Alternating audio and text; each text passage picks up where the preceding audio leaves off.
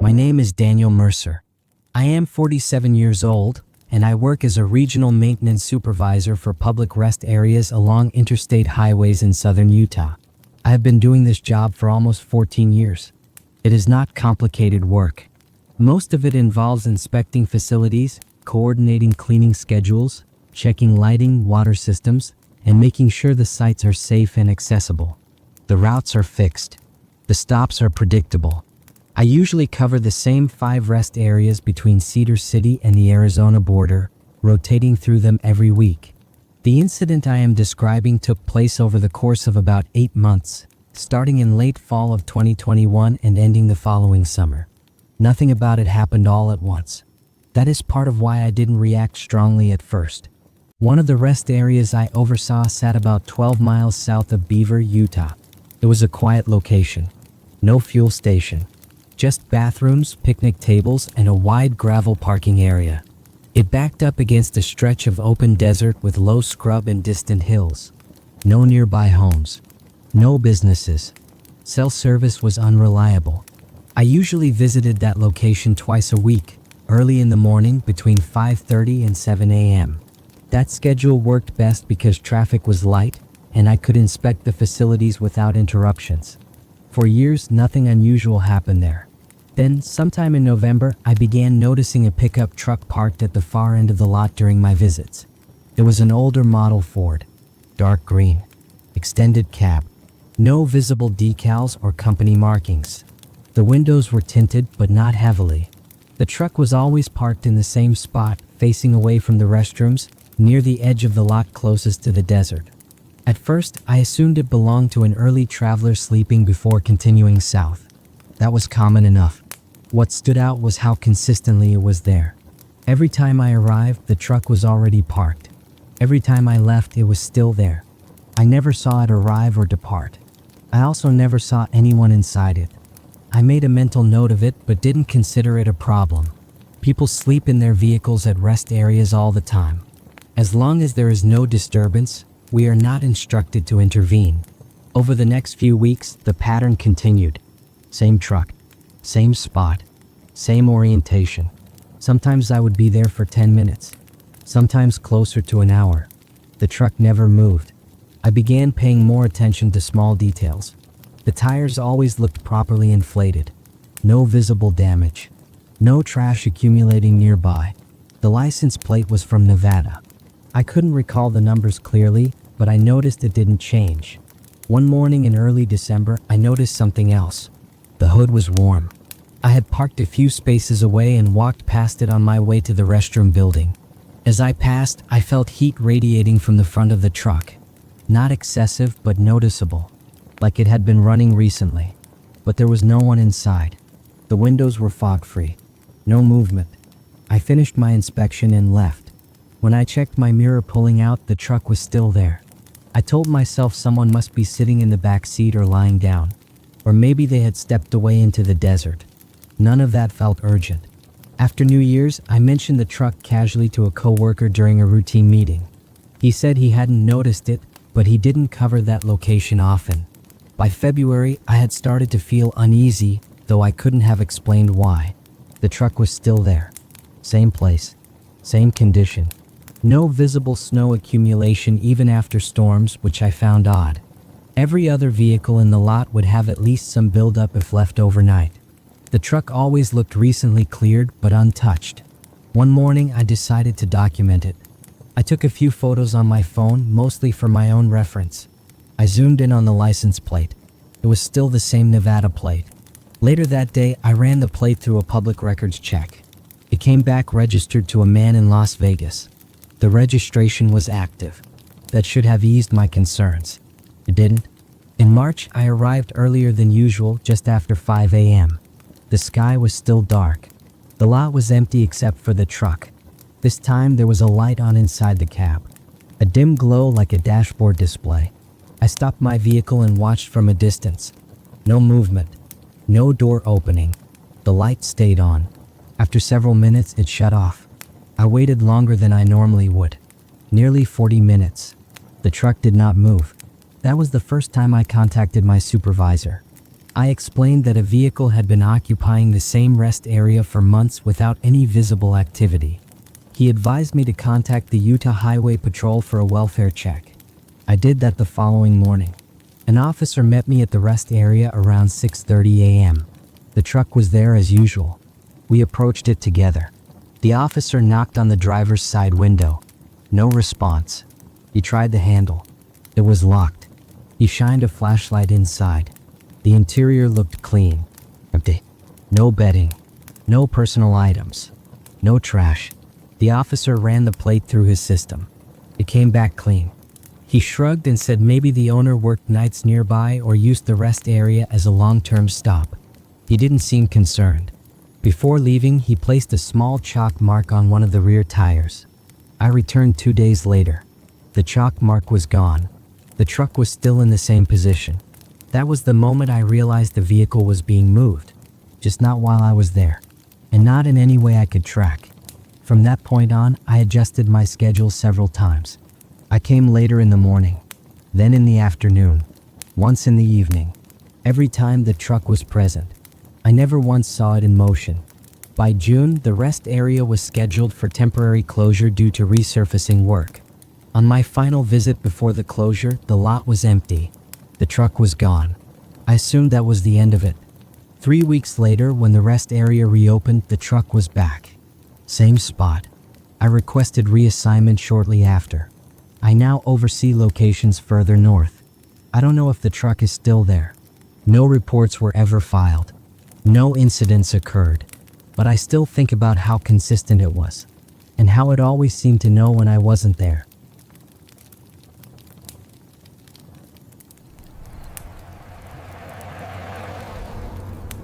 My name is Kevin Holloway. I am 39 years old, and I work as a long-haul courier for a private medical logistics company based in Illinois.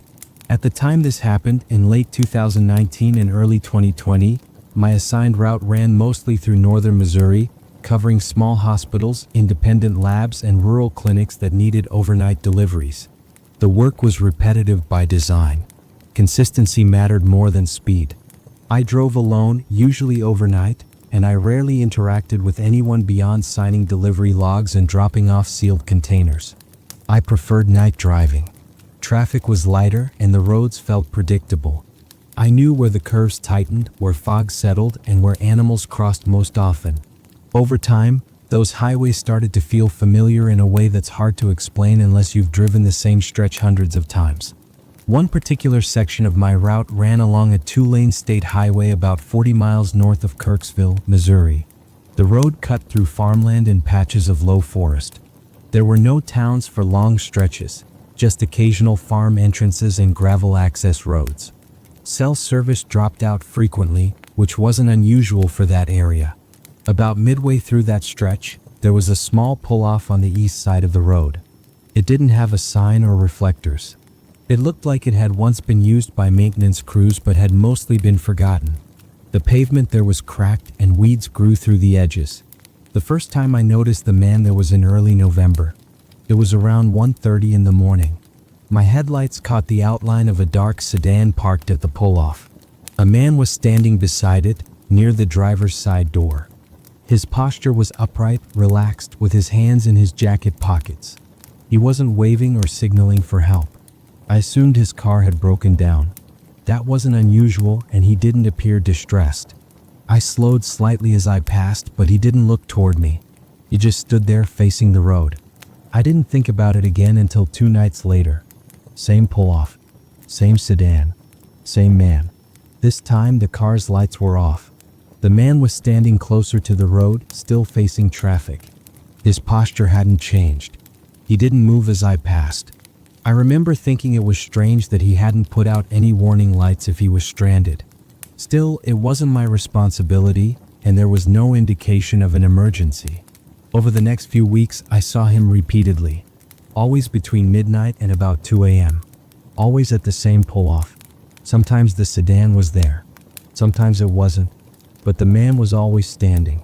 He never waved, never stepped forward, never reacted to passing vehicles. He didn't appear intoxicated or agitated, just still. By early December, I had started to anticipate seeing him. As I approached that stretch of road, I would find myself checking the shoulder ahead, almost automatically, each time he was there. I mentioned it casually to another courier during a shift change at our distribution hub. He told me he used that highway occasionally but had never noticed anyone standing there. He laughed it off and suggested maybe I was just more observant. That explanation didn't sit right with me. By January, the routine had become unsettling in a quiet way. Nothing overt had happened, but the consistency bothered me. People don't stand alone on rural highways in the middle of the night without a reason. And if there was a reason, it never changed. One night, heavy fog rolled in. Visibility dropped to maybe 30 yards. I slowed down, gripping the wheel a little tighter than usual. My headlights picked him up suddenly. He was standing closer to the edge of the pavement than before, just inches from the white line. As I passed, I glanced toward him. For the first time, I could see his face clearly. He was looking directly at my vehicle. There was no expression I could identify. No fear. No anger. Just focus. That was the first moment I felt genuinely uncomfortable. After that night, I started turning my radio volume down as I approached that stretch, even though there was nothing to listen for. It was more instinct than logic. I also found myself checking my mirrors more often after passing the pull-off. Nothing ever followed me. In late January, I decided to alter my route slightly to avoid that section of highway. It added about 20 minutes to my drive, but the change felt worth it. For nearly 2 weeks, I didn't see the pull-off or the man. Then, due to a delivery timing issue, I had no choice but to return to my original route. As I approached the familiar area, I felt a sense of tension I hadn't expected. I slowed slightly, scanning ahead. The pull-off was empty. No sedan. No man. I felt a quiet sense of relief. I remember exhaling without realizing I'd been holding my breath. About a mile later, my headlights caught something on the shoulder. It was him. He was standing alone on the side of the road. No car nearby. Same clothing. Same posture. Hands in pockets. Facing traffic.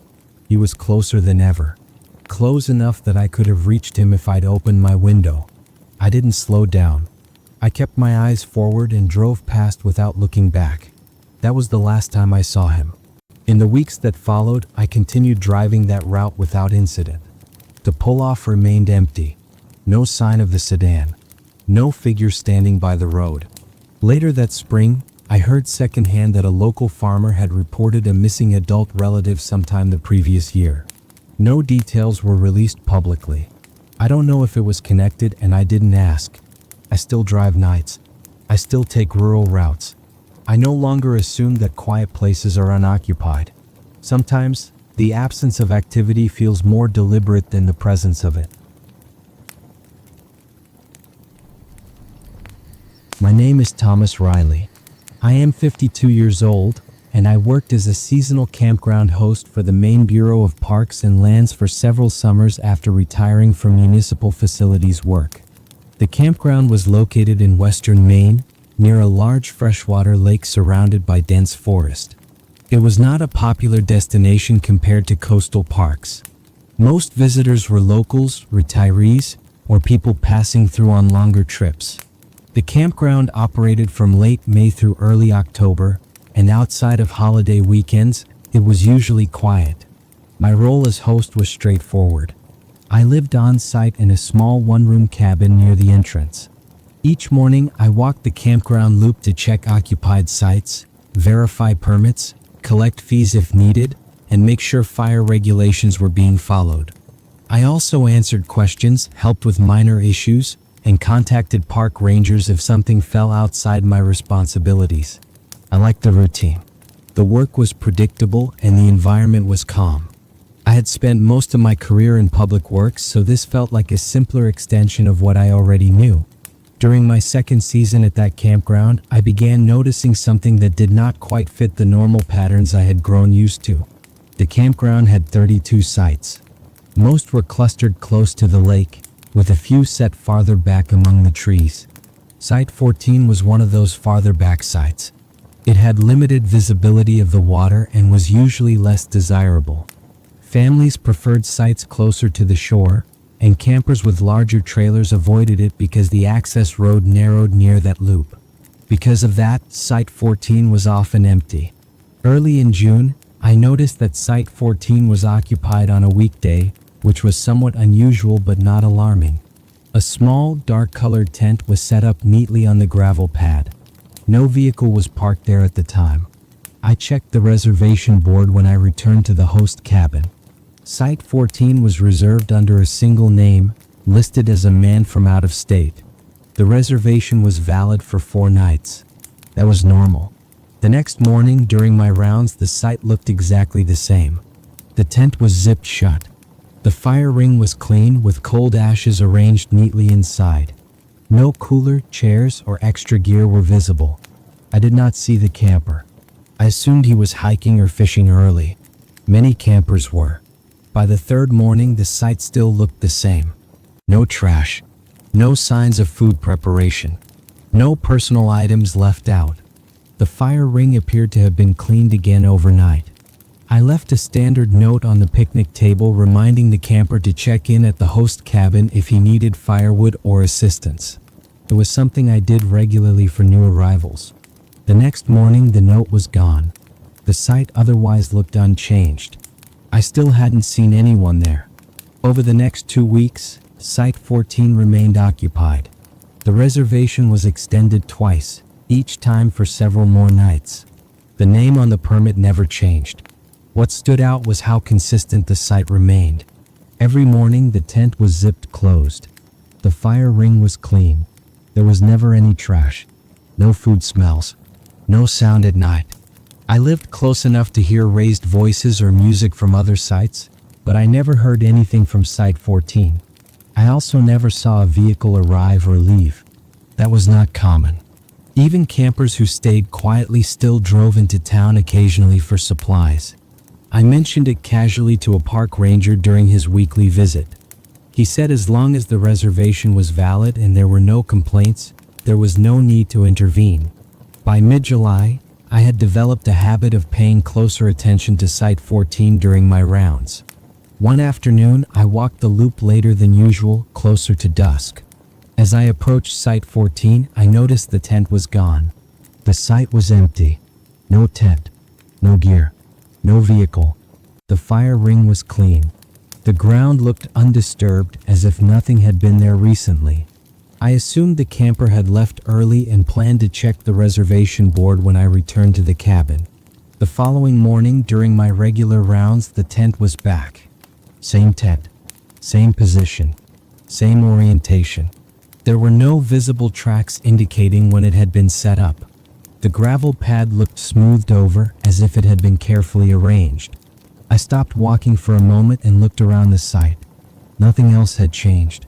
I checked the reservation log. The permit was still active. I reported the situation to park management by phone later that day. I explained that a site appeared to be occupied intermittently without any visible camper activity. They advised me to continue monitoring and document anything unusual. Over the next several weeks, the pattern continued. Some mornings the tent was there. Some mornings it was gone. When it was present, the site was always clean. When it was absent, the site looked unused. The notes I occasionally left were always gone the next day. I never encountered the camper in person. By late August, the campground began to quiet down as families returned home for the school year. Many sites remained empty during the week. Site 14 continued to show signs of use. I began logging the dates and times in a notebook. Not because I felt threatened, but because the pattern was irregular enough that I wanted to keep track of it. There were no rule violations, no safety issues, nothing that justified further action. As the season came to an end in early October, reservations tapered off. Site 14 was finally listed as vacant. On my final week as host, the site remained empty. On my last morning doing rounds, I walked past Site 14 one final time. The gravel pad was bare. The fire ring was clean. There was no indication that anyone had been there recently. The reservation name never appeared again. I turned in my logs and keys and left the campground at the end of the season. I never learned who stayed at Site 14. I never received complaints or reports related to that site, but I am confident someone was there, because the fire ring was cleaned regularly, and because the notes I left never stayed.